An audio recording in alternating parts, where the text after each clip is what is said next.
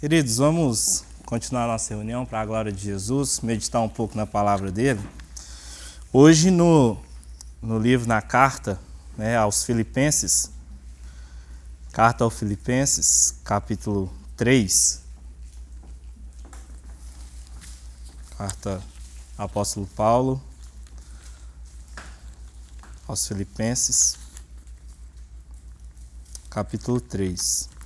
Nós vamos ler a partir do verso 12.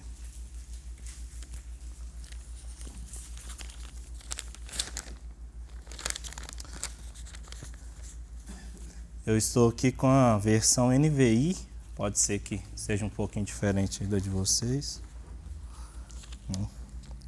Diz assim, a partir do versículo 12: Não que eu já tenha obtido tudo isso, ou tenha sido aperfeiçoado, mas prossigo para alcançá-lo, pois para isso também fui alcançado, por Cristo Jesus.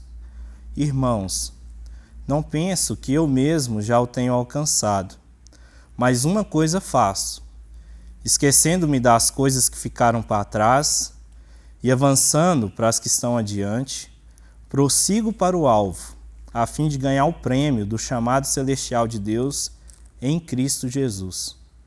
Todos nós que alcançamos a maturidade devemos ver as coisas dessa forma.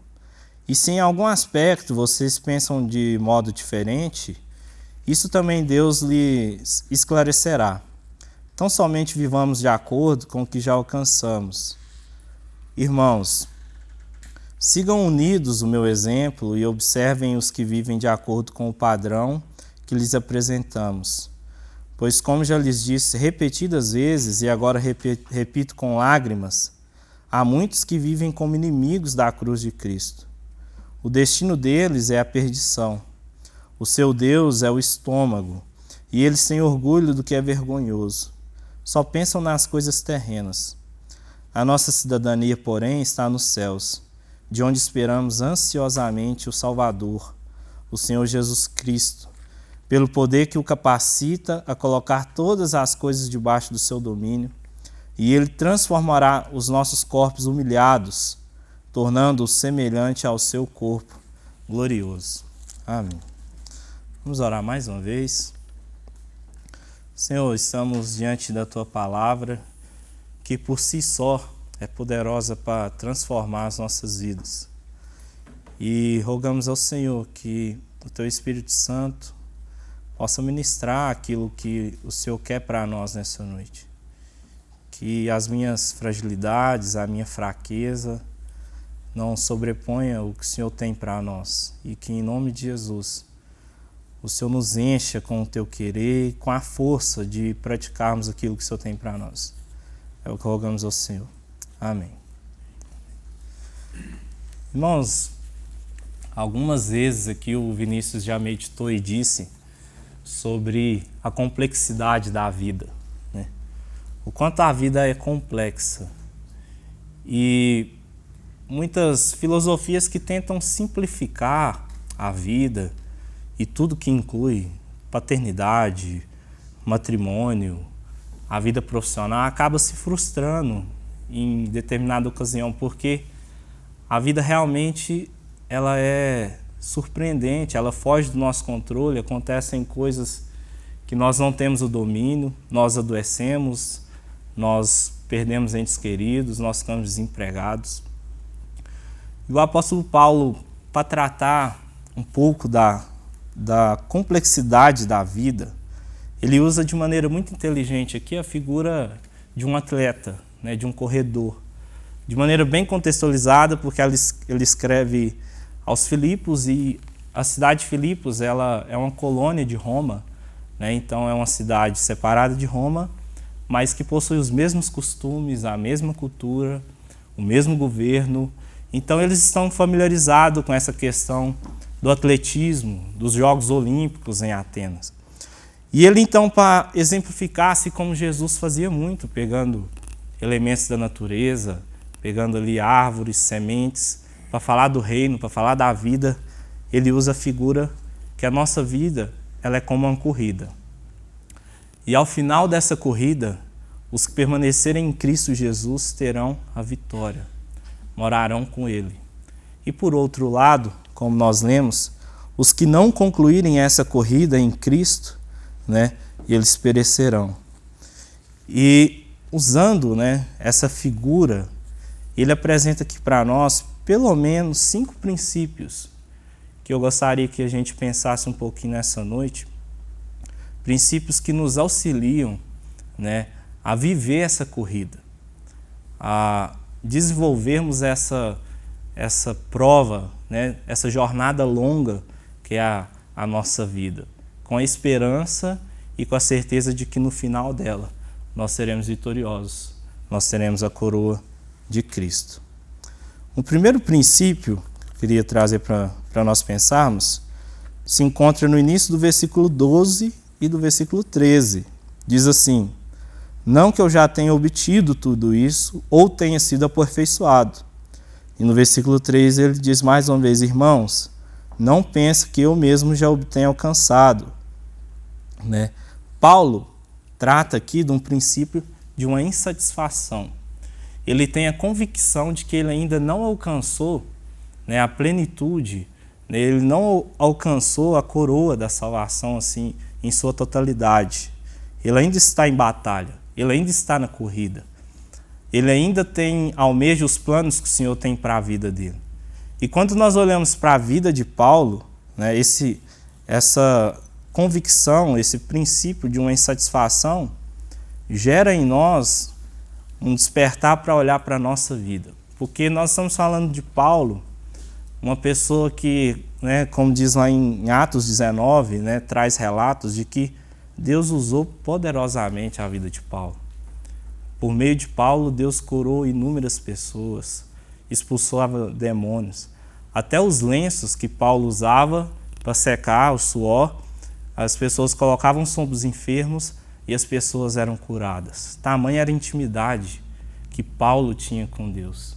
Né? Certa feita, um grupo de pessoas, relatado em Atos também, 19, né, foram expulsar demônios, né, falam assim, em nome de Jesus, a quem Paulo prega, né, Paulo sendo usado como referência, querendo expulsar demônios. E então o demônio virou para esse grupo de pessoas e falou: eu conheço Jesus, conheço a Paulo, mas vocês quem são? Porque a intimidade com Deus, ela é intransferível, ela é pessoal, ela é única. Você pode citar aqui grandes mártires do cristianismo, pessoas que andaram com o Senhor, mas a sua intimidade ela é exclusiva com o Senhor. Né? Então, nesse episódio, o demônio toma essas pessoas e bate neles, dá uma surra, literalmente, neles. Nós temos diversos relatos, né, de uma intimidade profunda que Paulo tinha com o Senhor. No próprio início dessa igreja, em Filipos, né, em Atos 16, vai nos trazer o relato que ele expulsa um demônio de uma serva, e era um demônio que possuía a capacidade, né, de fazer adivinhações futuras. Então Paulo e Silas expulsam esse demônio dessa serva e seus senhores ficam furiosos, porque eles utilizavam esse dom que ela tinha, esse espírito maligno de adivinhações, para fazer dinheiro. Era uma fonte de renda. E aí então eles arrastam Paulo e Silas, né, diante das autoridades, e eles então determinam que eles sejam açoitados e lançados na prisão. E Paulo e Silas, então, eles apanham e são jogados no cárcere e recebem ordens direto ao carcereiro para que vigiem, né, com afinco, para que reforce a segurança. E de madrugada, nesse episódio, eles começam a louvar, começam a cantar e orar ao Senhor. E feridos, acorrentados, eles começam a entoar cânticos ao Senhor. E aí então as cadeias começam a tremer, as correntes se arrebentam, os muros das prisões caem, e o carcereiro, vendo essa situação, ele pega a sua espada para tirar a sua vida, porque ele saberia que talvez algo pior que a morte lhe aguardava quando, pelo dia, eles vissem que os prisioneiros haviam fugido. Mas aí Paulo grita lá de dentro para ele que estamos aqui ainda, né? E ele, tremendo, se prostra aos pés deles e fala assim: o que eu posso fazer para ser salvo? que eu posso fazer para entrar nessa família que é um Deus tão poderoso que fazem vocês o louvá-lo depois de apanhar e ele responde com terremoto, quebrando essas algemas e vocês permanecem aí. E eles dizem então, apenas creia. Creia você, creia sua família. E naquele dia houve festa no céu. Ele foi batizado, a família dele foi batizada e se rendeu a esse Senhor Jesus. Paulo era alguém que poderia olhar para a sua vida e por algum instante ter essa sensação de plenitude, essa sensação de perfeição. Eu tenho intimidade com Deus, mas não. Ele deixa claro que ainda não alcançou isso, né? E quando a gente olha para a nossa vida, talvez o nosso pecado não seja como o dos fariseus, não seja esse ego elevado, não seja essa sensação, né, de plenitude, de perfeição, mas às vezes o nosso pecado, ele caminha para o lado da conformidade. A gente às vezes caminha em águas rasas demais com a intimidade com Deus e se contenta com isso. Às vezes o nosso momento de comunhão com Deus se baseia aqui, uma vez por semana, no domingo à noite. Então, olhando para esse princípio da insatisfação, gostaria que nós, olhássemos para a nossa vida e fizéssemos esses questionamentos. Como está a fome e a sede que nós temos dos planos do Senhor para a nossa vida? Como está essa chama que arde, deveria arder em nós, por buscarmos mais de Deus, por sabermos que temos muito mais ainda para buscarmos do Senhor. Esse princípio dessa, digamos, insatisfação santa, não de uma insatisfação de um descontentamento com aquilo que nós possuímos materialmente, mas essa insatisfação de ansiarmos mais do Senhor. Como Moisés, depois de viver experiências únicas com Deus, ele ainda anseia por mais. Ele fala, Senhor, eu quero ver a tua glória. Eu quero ver a tua glória. E Deus fala, se você ver minha face, você morre. E então nós temos que ter esse princípio no nosso coração, na nossa caminhada, na nossa trajetória, na nossa corrida. Falar, Senhor, eu quero mais do Senhor todo dia. Eu quero que os seus planos sejam os meus planos. Porque muitas vezes a gente inverte essa chave e quer adaptar os nossos planos para que eles sejam os planos do Senhor. As nossas vontades, os nossos sonhos, para que sejam os sonhos do Senhor. E Paulo, depois de viver isso tudo, um líder fantástico, ele olha para si e fala, eu ainda não alcancei isso. E aí nós caminhamos para o segundo princípio, que ele vai dizer no versículo 13, na parte B, e no 14, ele vai dizer, irmãos, eu não penso que eu mesmo já tenho alcançado, mas uma coisa eu faço. Aí o versículo 14, no início, ele diz, eu prossigo para o alvo. Eu prossigo para o alvo. Era como se ele levantasse o dedo e falasse, olha, eu sei que eu ainda não alcancei a perfeição. Eu sei que eu ainda não alcancei o meu objetivo de me assemelhar totalmente com Cristo. Mas isso não me impede de eu buscar. Uma coisa eu faço. Eu busco o Senhor. Eu busco essa perfeição todos os dias. Eu busco me assemelhar com o Senhor com todas as minhas forças. E nós que viemos dessa corrente protestante, muitas vezes a gente se escora na teologia, e na bênção da graça e acha que a nossa vida, às vezes, é a gente entrar num carrinho de golfe escrito graça e irmos parando aonde que a gente quiser, para ali, faz a nossa vontade, para ali, comete o erro e está tudo bem. A graça vai nos levando e no final da jornada está de boa porque a gente está no carrinho da graça. Ou a gente sobe numa escada rolante escrito graça, e pode deitar e relaxar que ela mesma nos conduzirá. Irmãos, isso é muito perigoso, porque o fato de pensarmos assim pode ser que às vezes a gente não está nesse carrinho da graça.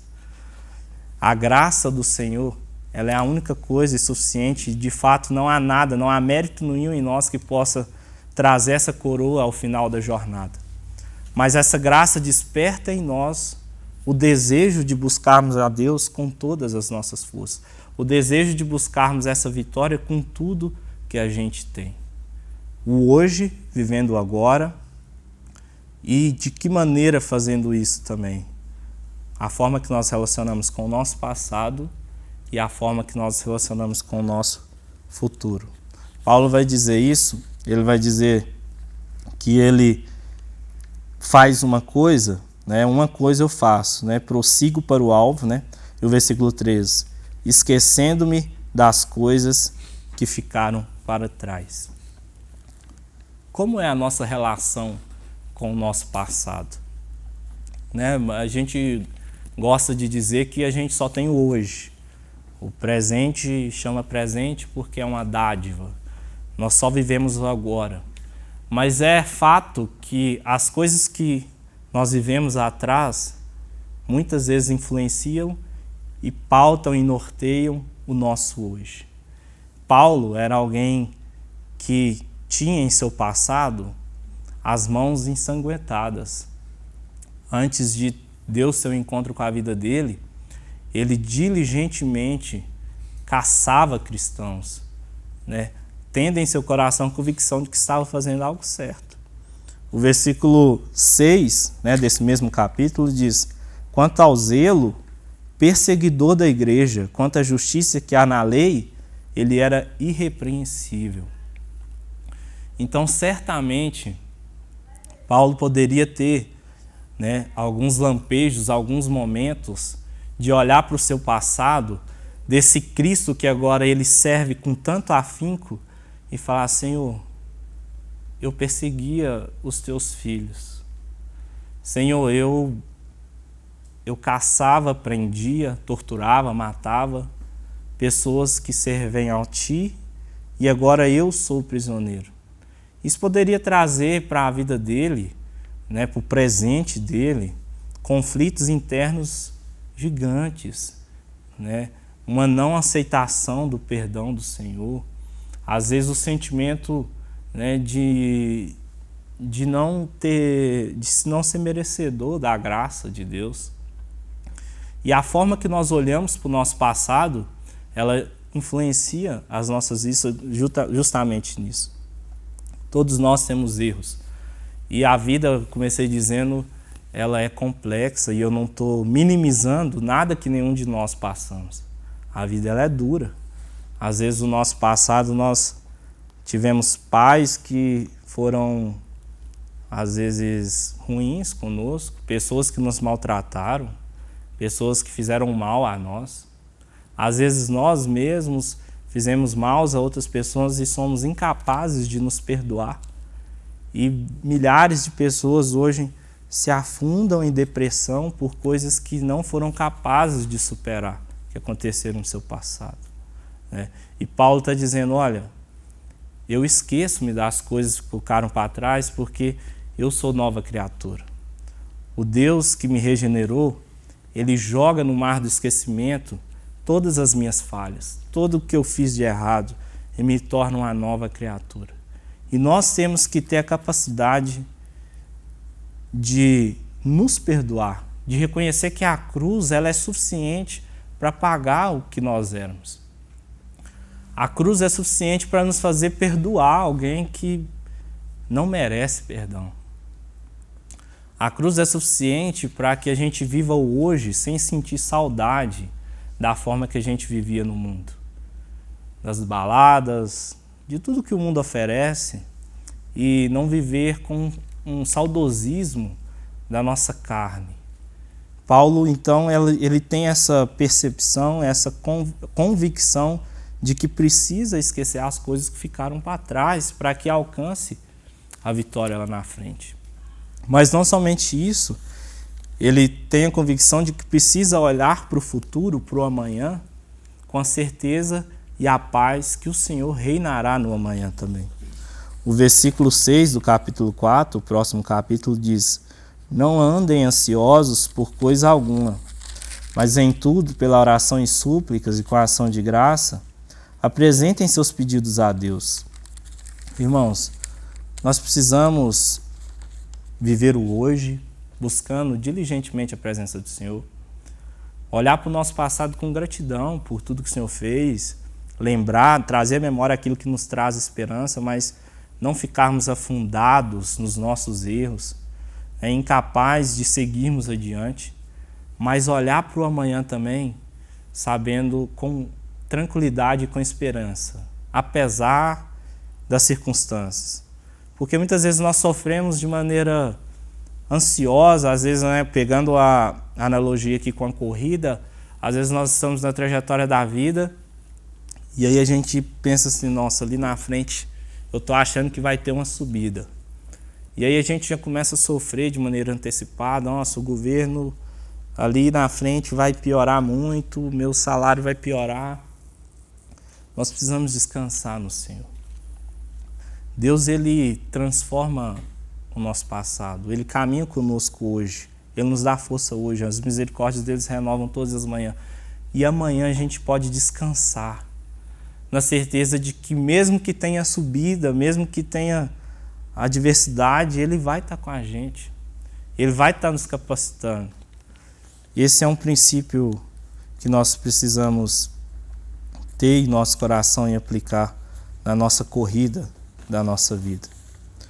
Um terceiro princípio é um princípio da disciplina, nós corrermos dentro da regra, olhando para essa analogia da corrida. O versículo 15, a partir do 16, diz: tão somente vivamos de acordo com o que já alcançamos. Irmãos, sigam unidos o meu exemplo e observem os que vivem de acordo com o padrão que lhes apresentamos.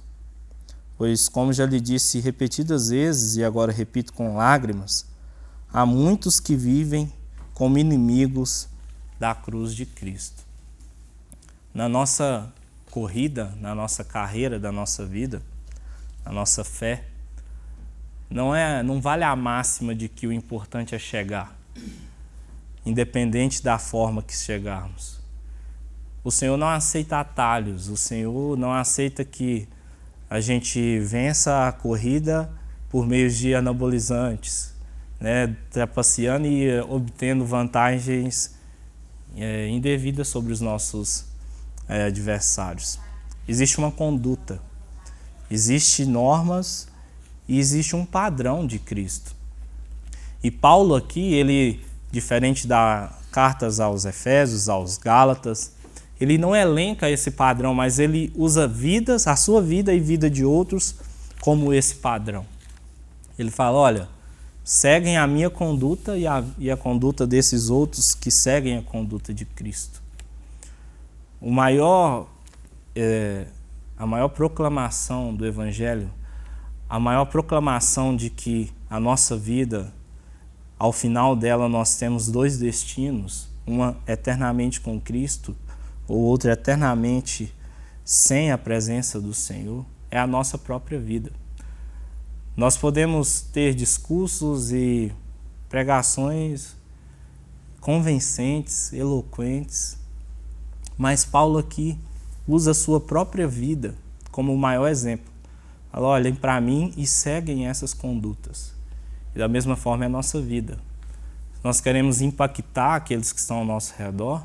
Sim, nós devemos falar de Jesus, mas muito mais que isso, nós devemos viver Jesus. O maior exemplo é o que as pessoas veem da nossa vida, no nosso trabalho, na nossa família, no nosso lar. É muito mais que a nossa fala, é aquilo que a gente vive. Então Paulo pega o princípio dessa disciplina que nós temos que ter nessa trajetória e usa a sua própria vida como exemplo. E nós sabemos que Paulo também era pecador. Não que nós já dissemos aqui, não que ele tenha alcançado a perfeição. Mas o Senhor usa as nossas vidas, usa a vida de pequenos, usa a vida de pecadores, tementes a Ele para transformar e impactar outras vidas. E nós temos que caminhar nessa disciplina, nessa trajetória dessas regras, tendo a convicção de que não dá para vivermos de qualquer maneira e achando que o Senhor vai aceitar a nossa vida de qualquer maneira. O Senhor é santo, o Senhor é puro e Ele quer do seu povo santidade, esse compromisso. Um quarto princípio, queridos, e a gente já caminha para o fim, é que para que a gente alcançar a coroa, a recompensa, chegar no fim e termos a vitória, nós precisamos manter o foco na linha de chegada. O versículo 18 em diante, ele vai dizer: como já te disse repetidas vezes, e agora o repita com lágrimas, há muitos que vivem como inimigos da cruz de Cristo. O destino deles é a perdição. O seu Deus é o estômago. E eles têm orgulho do que é vergonhoso. Só pensam nas coisas terrenas. A nossa cidadania, porém, está no céu, de onde esperamos ansiosamente o Salvador, o Senhor Jesus Cristo. Estudando essa passagem, alguns estudiosos eles divergem um pouco sobre quem Paulo, no contexto da época, estava se referindo a esse grupo de pessoas que são inimigos da cruz.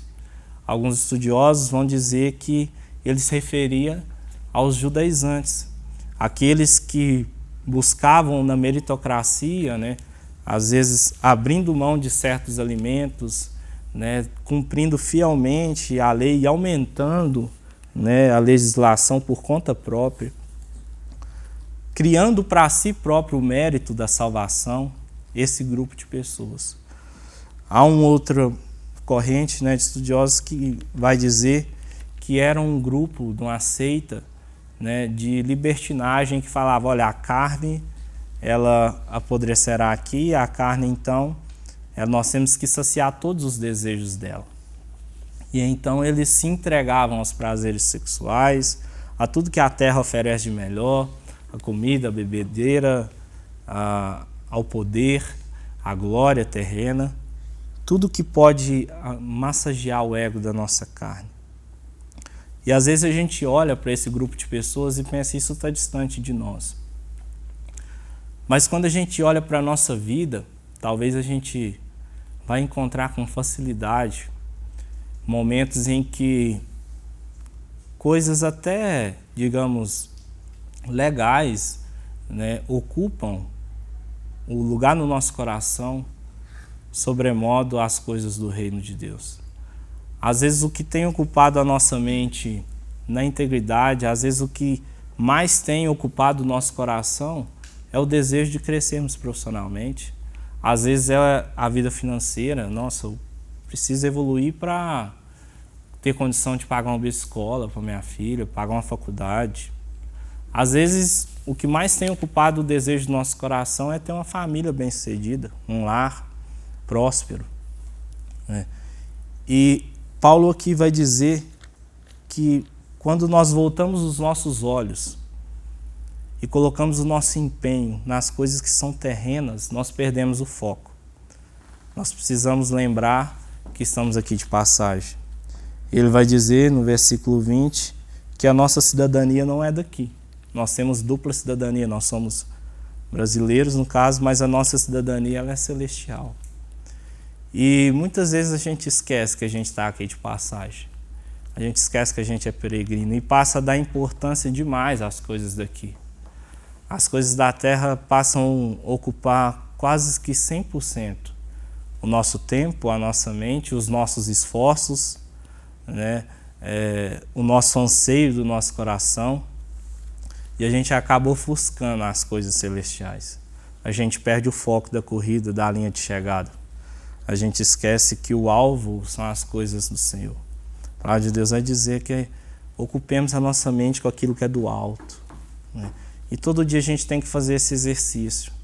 Olha, nós estamos aqui, vivemos nessa terra, precisamos dos recursos daqui, sim. Não é errado que a gente almeje uma estabilidade e vida financeira próspera, e carro bom e casa boa. Tudo isso provém do Senhor, e a palavra de Deus vai dizer que o Senhor sabe que a gente precisa de todas essas coisas. Mas isso não pode ser o que ocupa o primeiro lugar do nosso coração. A gente não pode perder o alvo, a linha de chegada de rumo. A gente não pode começar a olhar demais para as coisas daqui e esquecer das coisas celestiais.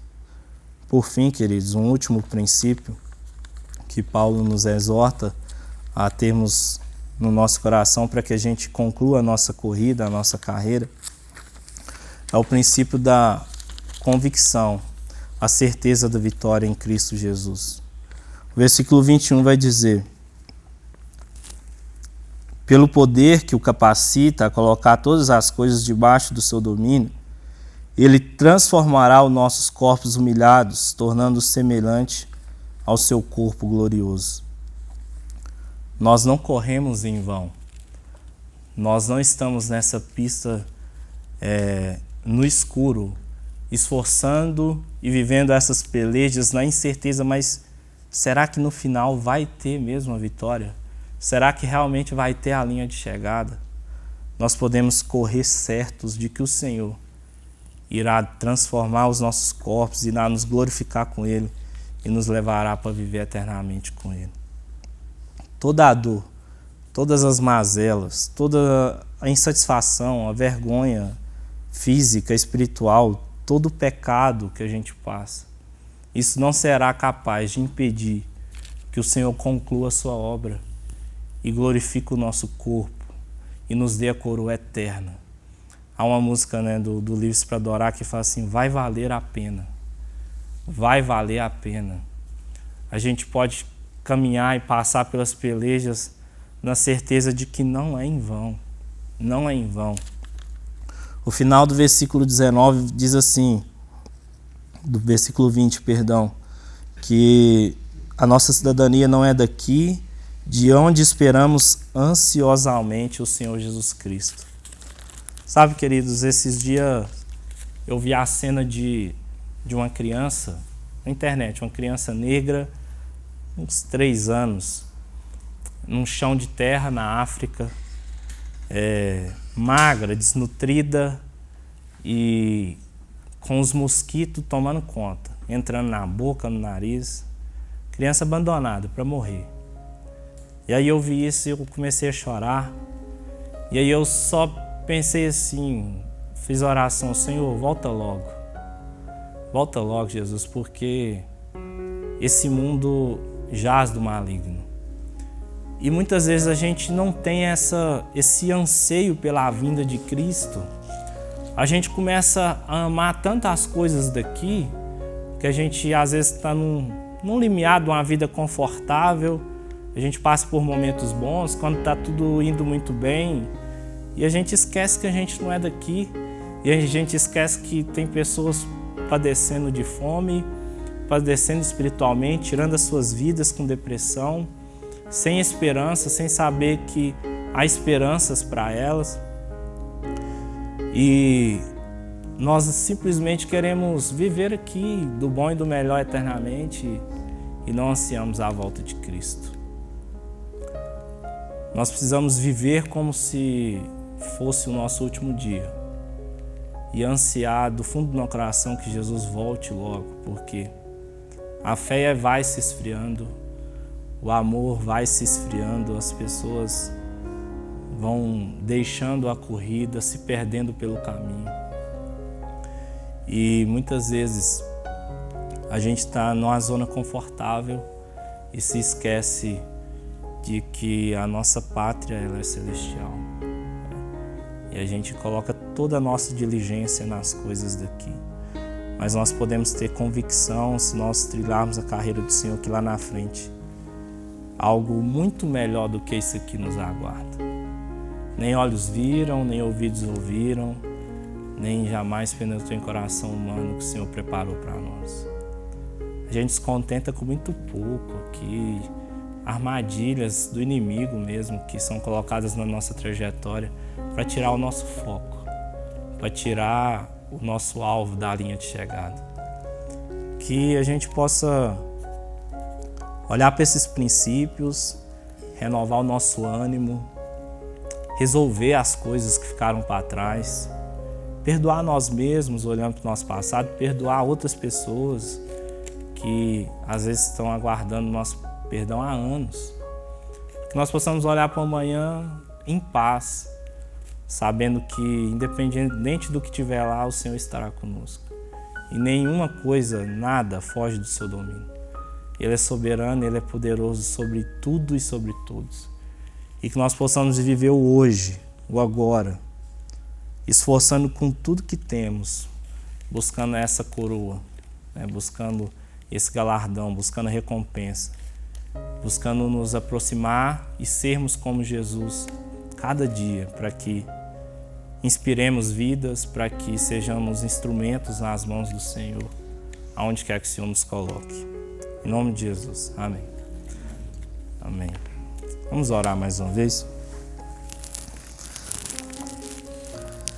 Senhor, louvado seja o seu nome, porque estamos diante da tua palavra e ela traz conforto, traz esperança, ela traz confrontamento à nossa vida.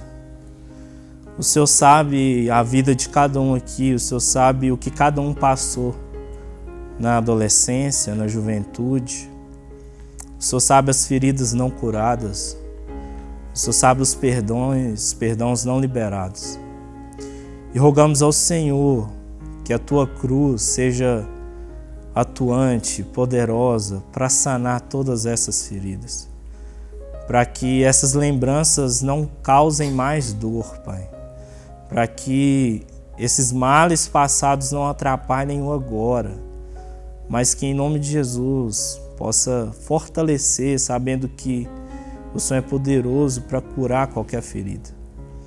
Pai, nos dê paz de olharmos para o amanhã sem medo, sem ansiedade, colocando a nossa vida em Tuas mãos, na certeza de que o Senhor estará conosco e nada vai ocorrer sem a Tua permissão.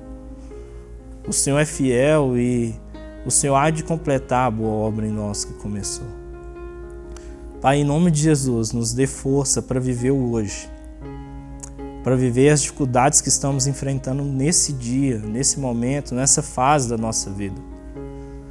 O Senhor sabe as lutas que cada um aqui passa, lutas familiares, financeiras, espirituais, e que em nome de Jesus o Senhor reine e governe sobre o nosso hoje.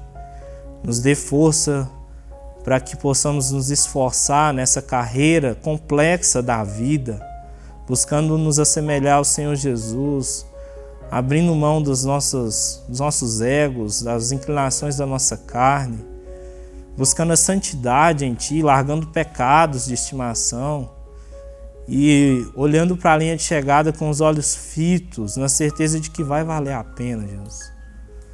Vai valer a pena. As coisas daqui são ilusórias e não se comparam com aquilo que o Senhor preparou para nós. O Senhor pagou um preço alto demais, Jesus.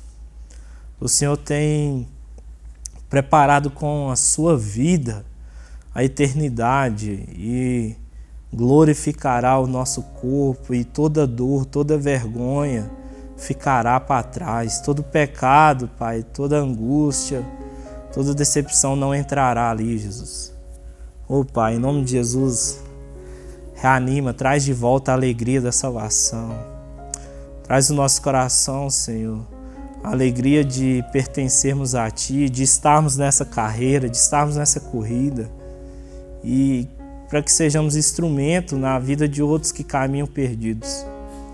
Que em nome de Jesus o Senhor nos use no nosso ambiente de trabalho, no nosso lar, na nossa família.